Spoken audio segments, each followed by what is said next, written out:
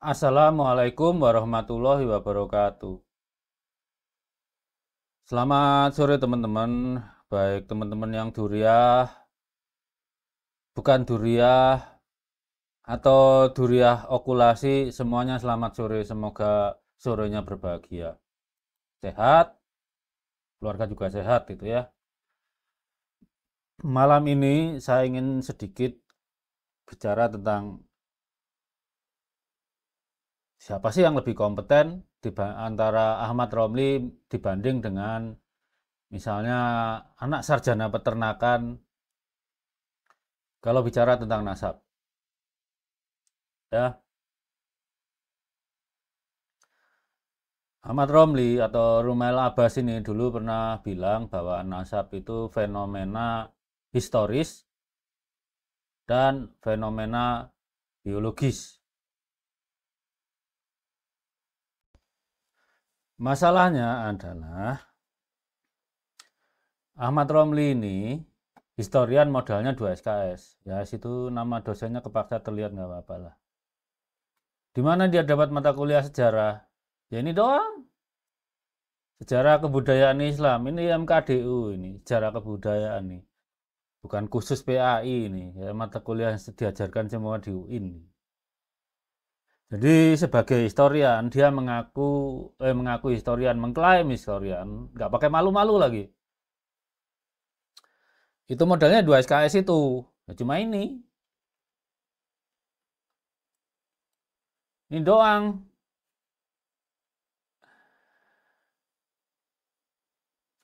eh jadi eh jadi nasabah Alawi ini diisbat oleh historian 2 SKS yang metodologi penelitian sejarah aja nggak pernah dapat itu. Sekarang coba kita bandingkan dengan misalnya anak-anak peternakan. Kan tadi si Ahmad Romli udah bilang bahwa nasab itu fenomena historis dan fenomena biologis. Berarti kalau fenomena biologis yang nerangin kan harus ahli biologi. Iya kan? Atau punya keahlian biologi, syaratnya disebut ahlian, punya keahlian. Kalau nggak punya keahlian gimana? Sekarang kita bandingkan dengan anak misalnya sarjana peternakan. Saya bukan sarjana peternakan ya. Sarjana peternakan biar biar biar apa biar biar biar apa netral aja lah. Kalau kalian tanya sekolah saya apa, saya satu pertanian, S2 teknik pangan, S3 teknik pangan. Ketiga-tiganya juga masih masuk dalam rumpun ilmu biologi kok. Tapi kita bahas anak S1 peternakan aja lah. Ya, sekarang kita lihat anak peternakan kalau urusan keturunan biologi, coba lihat nih, saya besarin semua. Lihat nih, mata kuliahnya udah dapat nih, biologi umum, udah 2 SKS. Kimia dasar tuh harus nanti kalau nerangin ke biokimia, nah, matematika, misalkan pakai hitung-hitungan dapat. Romli nggak dapat loh matematika itu pengantar ilmu dan itu oke kita abaikan. Fisika dasar anak ini saya nggak inget ini apakah juga bahas DNA atau enggak. Nah ini genetika dasar. Kan kita mendapat gen dari orang tua kita menurunkan gen ke eh, kalau mahasiswa yang jurusan biologi nggak dapat ini, ya dia nggak tahu misalnya mitokondrianya diturunkan oleh ibu, kromosomnya diturunkan oleh ayah, ujuk-ujuk DNA nggak boleh. Kecuali yang jurusannya kimia atau teknik kimia mungkin nggak dapat ini genetika dasar. Karena mereka eh, menganggap perspektifnya DNA itu adalah makromolekul biokimiawi. Kalau anak-anak biologi, DNA itu sebagai pembawa sifat genetik gitu. Itu bedanya. Kalau yang jurusan kimia, kalau saya salah tolong dikoreksi.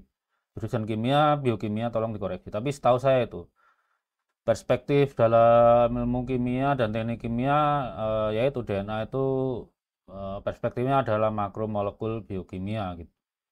Kalau yang jurusan-jurusan biologi adalah DNA itu pembawa sifat genetik. Walaupun tentu saja juga makromolekul biokimiawi sudah pasti itu. Kemudian mikrobiologi dasar ini sepertinya juga dapat DNA, tapi DNA-nya mikrobiologi.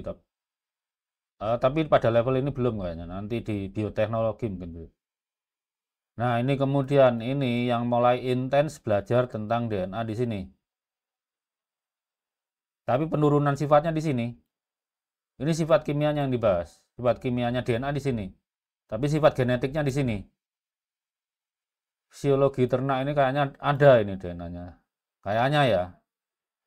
Nah, ini lagi biokimia ternak. Ini lebih maju lagi dari biokimia dasar gitu. Biokimia ternak. Nutrisi ternak dasar ini juga dapat ini karena mereka nggak akan tahu suatu pakan itu beracun atau bermanfaat kalau tidak tahu DNA ternaknya gitu. Ini bagian dari kerangka besarnya disebut nutrigenomik. Ini juga sedikit banyak mestinya ada karena memproduksi itu mengembangbiakkan jumlah. Oh, kalau ini apalagi dasar analisis genetika molekuler, udah molekuler ini lebih maju. Ilmu reproduksi tenang, sending ini. Kalau mereka belajar teorinya, kalau para kebab ini malah belajar prakteknya, nggak pakai teori, langsung aja reproduksi. Istrinya Mukibin juga diajar aja. Metodologi penelitian di sini dia belajar metodologi ilmiah. Misalnya kalau bikin penelitian, pertanyaannya apa ontologinya, itu yang Ahmad Romli saya tanya nggak bisa jawab. Namanya penelitian titipan Ahmad Romli itu. Kalau ini ya harus pertanyaannya dirumuskan ke H1. Kalau tidak terjawab ya rollback ke H0 kan gitu. Nutrisi pakan ternak ini harusnya ada ini tentang DNA-nya karena ya itu tadi nutrisi yang berkaitan dengan tanggapan gen. Bahan pakan dan formulasi ransum, ilmu hijauan makanan ternak ini malah dia belajar DNA tumbuhan mestinya. Ya kalau adik-adik peternakan saya salah tolong dikoreksi ya. Saya bukan lulusan peternakan, jadi nebak-nebak aja yang kalian dapat. Teknologi dan fabrikasi pakan ini turunannya jurusan saya sebetulnya, teknologi pangan. Pemulihan ternak, ini jelas ini harus tahu ini DNA. Nggak mungkin nggak tahu, bahaya kalau nggak tahu. Kemudian itu yang wajib loh, yang wajib itu udah berapa nih yang ada DNA-nya? Ya, yang ada DNA-nya mana nih? Ada biologi, ada genetika, mikrobiologi ini ada mestinya DNA, biokimia dasar, terus biokimia ternak ada. Ini yang wajib aja udah jauh lebih banyak dibanding bukan MKDU loh ini mata kuliah dasar, mata kuliah khusus apa fakultas peternakan loh ini. Nutrisi dasar pengantar ilmu produksi ini sepertinya dapat nih seperti dasar seperti pemulihan tumbuhan di pertanian kayak gini nih. Ilmu reproduksi ternak ya mereka sampai teorinya, kalau kebab itu praktek doang. Metodologi penelitian, oh, dia harus mulai belajar metodologi ilmiah di sini. Banyak banyak ini kalau semuanya ini mungkin berapa ya? Sekitar 15-an SKS kali ya.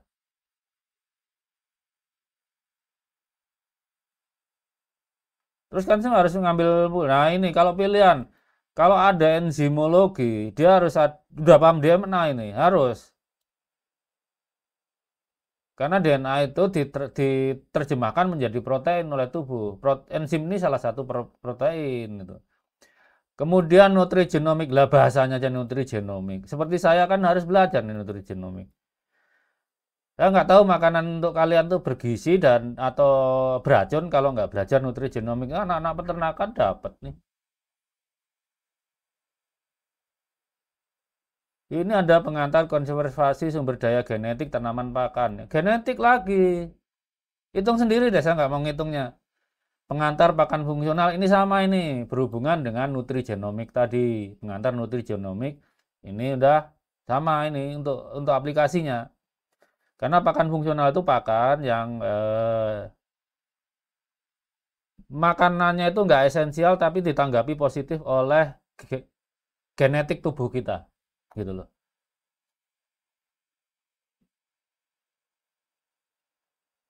Ini ada praktikum dasar analisis genetika molekuler. Ada kan dasar analisis genetika molekuler itu ada. Teknologi reproduksi, oh udah pastilah. Kalau kalau para kebab senengannya praktikum aja ini langsung di apa kelinci percobaannya dia sendiri. Entah habis itu bertanggung jawab atau enggak tahu. Mikrobiologi dapat ini DNA-nya itu. Pangan gizi ini aplikasi nih ya, ya kayak Nutrition. Nah ini pengantar bioteknologi ini lebih advance lagi. Ini udah memanipulasi protein dan DNA ini. Nah, bioteknologi itu sudah memanipulasi protein dan DNA. Teknik penelitian. Toksikologi pakan kayaknya bahas deh. Adik-adik peternakan anu deh. eh Kalian muncul deh sekali waktu gitu ya. Wah ini cross section dengan ilmu pertanian di sini nih. Juga harus tahu deh. Nah, ini bagian bioteknologi.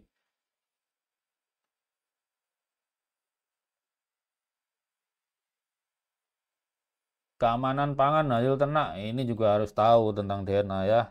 Banyak intinya banyak. Enzim pangan juga harus tahu gitu. Halal aja dipelajari.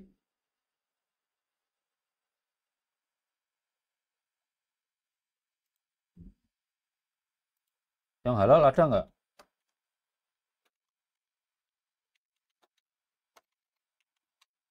Lah, coba lihat nih di kurikulum PAI, Pendidikan Agama Islam,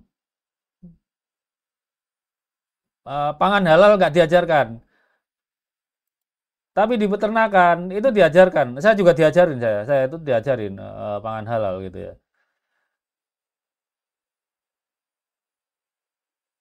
Mana tadi halal itu malah ada. Aneh kan ya? Di pendidikan agama Islam itu tidak diajari tentang makanan halal.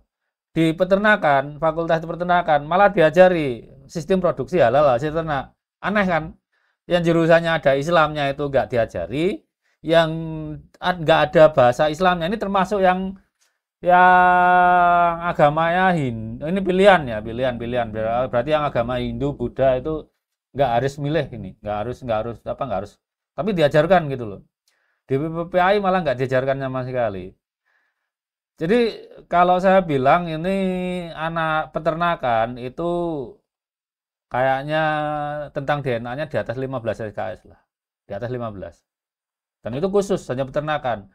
Beda dengan beda dengan sejarah kebudayaan Islam ini yang kayaknya semua fakultas dapat tuh kalau di UIN itu. Terus apakah berhak anak peternakan bahas nasab dalam pengertian biologis ya, perspektif biologis? Yang ngasih haknya siapa? Ya kampusnya. Kok bisa? Lihat aja sumpah wisudanya UGM. Oh, poin satu ini, poin dua. Nah,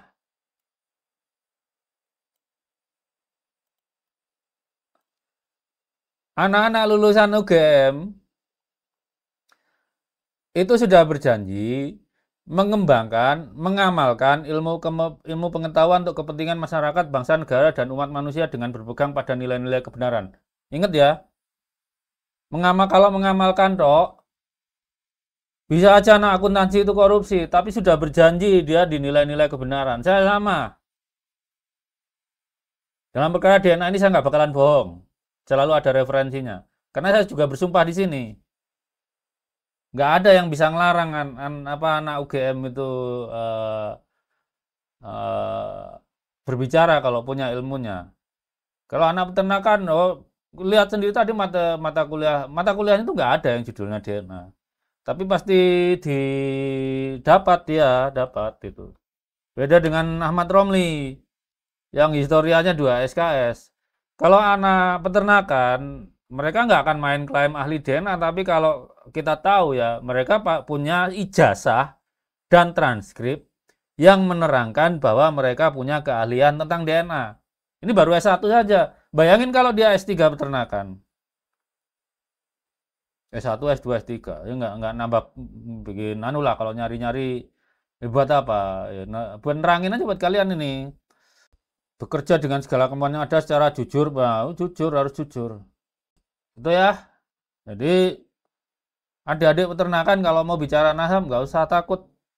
Kalian sudah berjanji kok pas wisuda. Cuma ya bahasnya sesuai keahlian kalian aja, batasi ilmu biologi. Toh kromosom Y manusia punya, sapi juga punya, kambing punya.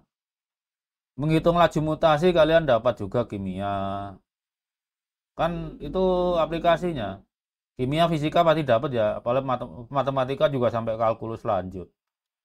Enteng lah kalau buat anak peternakan sebetulnya kalau bicara nasab nggak perlu selevel Bunda Herawati Sudoyo. Jadi itu kita bayangkan ya misalnya anak peternakan. Eh, anak peternakan yang biolog ya. Ahmad Romli bicara nasab berani hanya modal 2 SKS sejarah kebudayaan Islam. Itu MKDU. Apalagi anak peternakan yang paling enggak belasan lah tadi 15 atau berapa itu SKS-nya itu.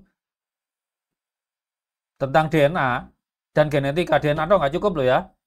Kalau anak bioteknolog, anak biokimia mungkin DNA toh, tapi kalau anak biologi itu pasti ada DNA dan genetika, harus ada genetikanya, nggak boleh enggak.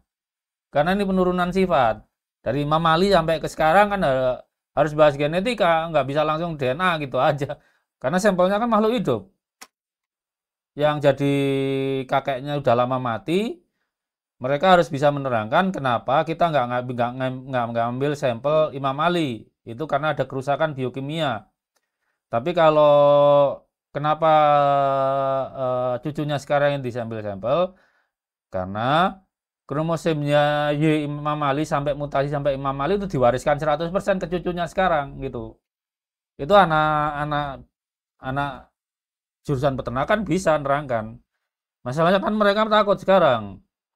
Nanti ngelamar kerja tahu bosnya Balawi, wah batal gitu. Iya itu manusiawi lah, manusiawi. Tapi kalau masalah mereka boleh bicara atau tidak, itu boleh. Kampusnya udah membolehkan. Mengamanatkan. Yang penting tidak boleh berbohong karena ini dengan berpegang pada nilai-nilai kebenaran. Ini sudah preemptif UGM. Anak pertanian itu bisa bikin bom dari pupuk bisa. Tapi sudah berjanji waktu lulus bahwa ilmunya hanya dipakai untuk nilai-nilai kebenaran. Nggak boleh untuk nilai-nilai kebohongan atau keburukan. Nah, Ahmad Romli,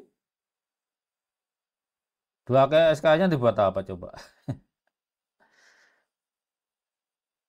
Kan buat bohongi kalian, seakan-akan Ubaidillah itu beneran ada. Padahal sumber primernya nggak ada. Dia mengandalkan sumber sekunder. Sumber sekunder itu gunanya untuk menganalisis dan menginterpretasi sumber primer. Lah kalau sumber primernya ada, sumber primernya nggak ada gimana sumber sekundernya bisa dipercaya?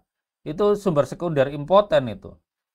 Atau sumber sekunder yang dikutip Ahmad Romli itu sebetulnya bukan merujuk Ubaidillah atau Abdullah moyangnya Balawi, mungkin merujuk ke orang lain. Jadi adik-adik yang lulus dari jurusan biologi kalau pengen terlibat bahas nasab, ya satu mungkin kalau mandi mungkin takut lah ya nanti cari kerja banyak Balawi masih kayak kanker di mana-mana gitu. Tapi kalian punya modal dan kalian juga punya mandat gitu. Mandatnya apa? Sumpah wisuda. Sumpah ITB juga sama kok. Ini ini sumpah ITB sama. Kami berjanji akan mengabdikan segala kebajikan ilmu pengetahuan untuk menghantarkan bangsa Indonesia ke pintu gerbang masyarakat adil dan makmur berdasarkan anak-anak ITB juga berjanji untuk mengabdikan ilmunya kok demi kebajikan. ITB ada biologinya. MIPA biologi sama farmasi. Ada dia di ITB. Jadi adik-adik yang S1-nya jurusan biologi dan terapannya, kalau pertanian, peternakan, perikanan, apa ya, pangan, kedokteran hewan, dokteran anak, dokteran gigi, apalagi tuh. Hmm, Itu terapan biologi itu punya kompetensi untuk ngomong nasab secara biologis ya. Kalau secara ilmu nasab nggak diajarkan di mana-mana. Sampai hari ini kan nggak bisa membuktikan Ubaidillah itu anak zina atau anak sah dari Ahmad bin Isa. Nggak ada buktinya secara ilmu nasab lah. Wong kapan akad nikahnya, kapan lahirnya, siapa ibunya, siapa saksi nikahnya, siapa siapa penghulunya aja nggak ada catatannya. Kalau biologi kan jelas bahwa Bani Alwi ini jarak genetiknya dengan sesama Bani Adnan yang sama-sama haplogrup G itu 14.400 tahun yang lalu.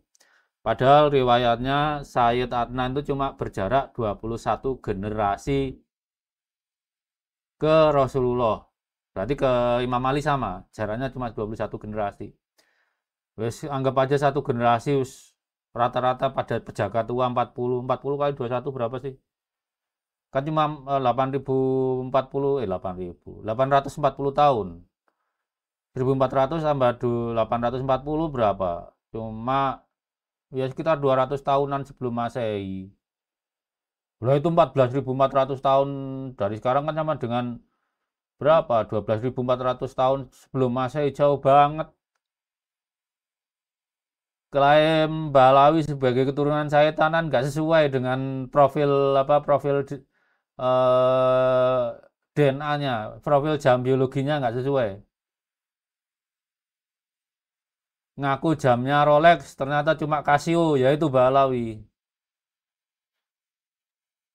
Udah ya. Jadi kesimpulannya, adik-adik yang karena Balawi ini kan suka menteror. Bukan ahli DNA kok ngomong DNA gitu. Namanya orang ahli itu ya punya keahlian. Sekarang adik-adik yang jurusan biologi dan biologi terapan seperti pertanian, peternakan, perikanan, kedokteran hewan, kedokteran itu biologi terapan itu. Kalau biologi murni ada jurusan biologi, MIPA biologi. Itu punya kompetensi yang dibuktikan dengan ijazah dan transkripnya untuk bicara tentang nasab biologis ini gitu. Dan itu juga sudah diberi mandat oleh kampusnya itu waktu mereka wisuda. Ada janji wisuda yang mereka ucapkan kok. Takut amat. Ya udah gitu aja ya. Sampai di sini aja sore ini. Semoga besok Indonesia lebih baik karena saya tadi jalan tuh saya sedih. Banyak toko-toko kecil tutup. Jadi rakyat mau nggak mau ya harus bilang jujur. Entah pada ngirit, berarti nggak ada permintaan atau memang daya belinya jatuh. Itu aja. Wassalamualaikum warahmatullahi wabarakatuh.